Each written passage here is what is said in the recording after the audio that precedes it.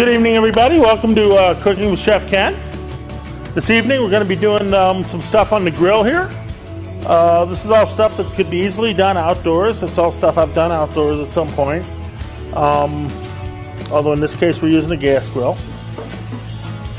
Okay, our first course we're going to be doing is a grilled pizza, which is really neat. It's, during the summer, you don't want to fire up the oven. At least I don't at home. And but you can do a pizza on the grill really nice if you just make a couple adjustments. The main thing being you want to use basically cooked toppings. You don't want to use real heavy toppings. The one I'm demonstrating today is a Roma-Style pizza that we do in the dining room, actually, on our grill. It's pretty tasty. But actually, with the structure of this, the way I want to do, we're going to be, even before we get into the first course, we're going to be doing some of the preparation that ideally would do in the morning. Obviously we got to compress time a bit here. Now we could do this in a mixer, but I'm going to go ahead and do it by hand here. And for that, we're going to start off with a couple tablespoons of hot water, about 100 degrees, 110 degrees, actually warm water. You don't want it too hot or it'll kill the yeast.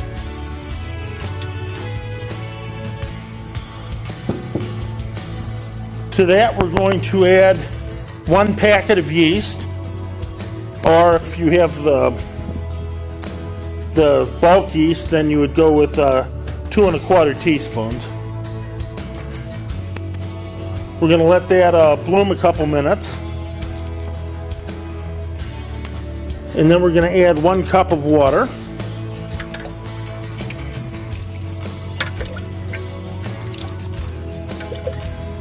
Of cold water.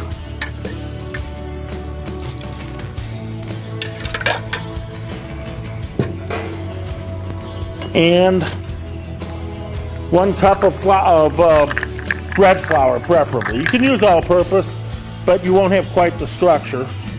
Bread flour has more gluten, which is the protein that gives you structure in a bakery good. So we'll go ahead and use some of that bread flour. We're going to mix this up and make a sponge. That's what it's called. And we're going to pretend to let this set for an hour and get nice and foamy. Unfortunately, we don't have that time once again. So we're going to pretend our hour has passed. This is nice and foamy. And at this point, we're going to add 2 tablespoons of honey, which I have pre-measured right here. Or 1 tablespoon of honey, I'm sorry. Got that backwards. It's a tablespoon of honey, 2 tablespoons of olive oil.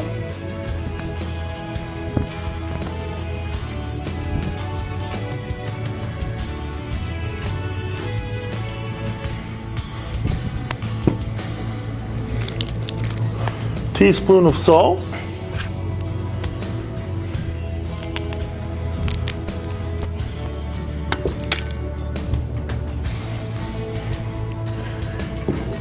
And we're going to add another 2 cups of flour. Actually, we'll start off with about 1.5 cups because flour absorbs a lot of moisture out of the air, so the more humid it is, and certainly at this time of year we're going to have some humidity issues, the more flour you need to use, because the flour already will have some liquid in it that will absorb out of the air. So start mixing that in there.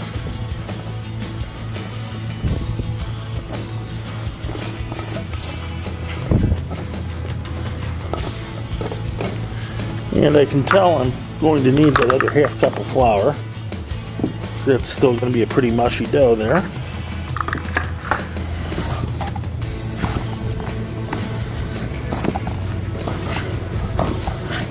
Start kneading in the rest of this dough, and the rest of this flour.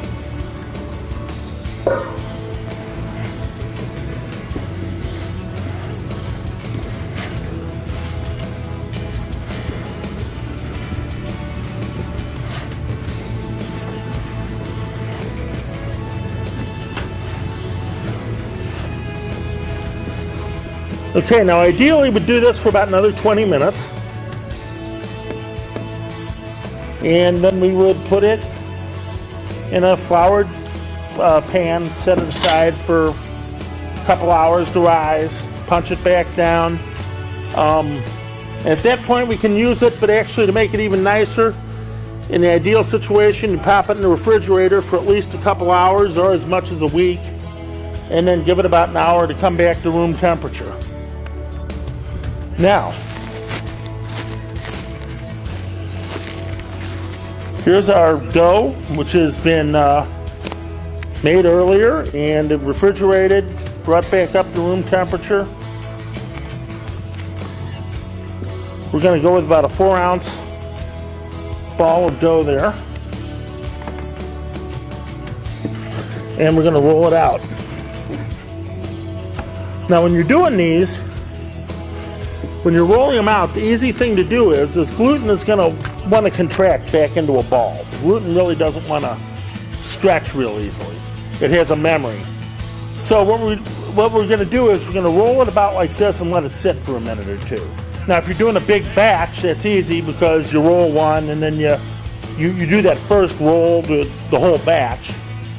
And then by the time you're done, the first one's relaxed. We're going to let this sit here for a minute and relax. While we're going to sit there, I'll go into some of the ingredients we're going to use to top this pizza. We have our prosciutto ham here, which is sliced. We've sliced this very thin. It's an Italian style ham. It's actually an uncooked ham that's been cured, packed in salt and cured.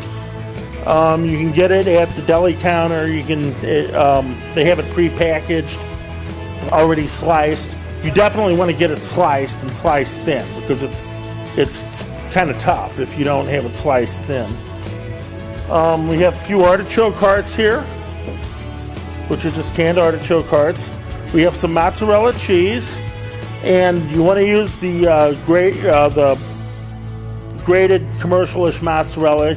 I've found the fresh mozzarella really doesn't melt that well on the grill because once again you're depending on that heat from the bottom. And we're going to take a little red onion here, and we're going to go ahead and slice that as thin as we can once again. There we go. Some nice thin sliced onion. The other thing with these is you do want all your ingredients ready because you have to work pretty fast with these things to get them right. If you're running around for your ingredients, you're going to end up hurting. I'm going to go ahead and cut a chiffonade basil here, which is just a real thin strip of the fresh basil. Now by now my dough is relaxed some, and I can pretty easily stretch it out to the full 8 inches or so that I want to stretch this out to.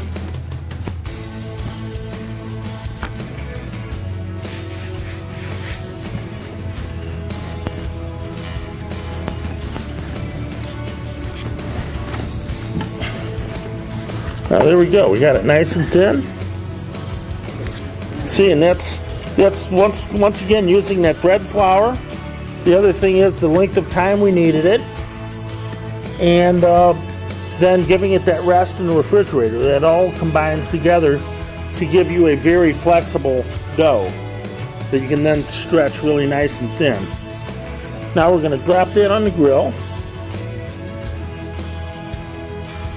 First we're going to grill it on one side. Okay, now see, we're getting it nice and bubbly there on top. We're getting some markings on the bottom. We're going to go ahead and leave it for another second or two.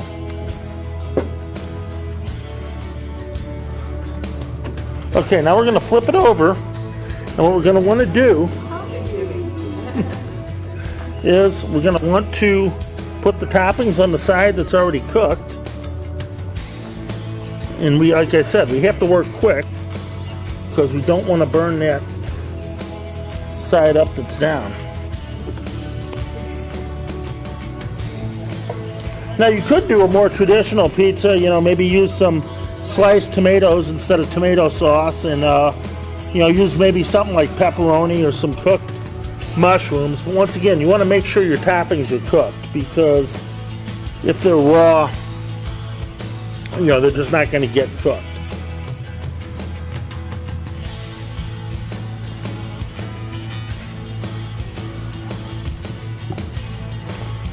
A bit more on that. And a lid on the grill would definitely... It would definitely help. I'm going to pop this lid on. Now the onions will still be a little bit on the raw side. And of course, one thing you don't want to do is burn your crust up too bad. A little bit of char actually gives it a pretty good flavor. But you don't want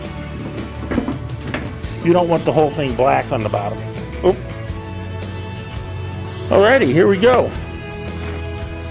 Ready with our first course here. Go ahead and hear that, how it's nice and crisp.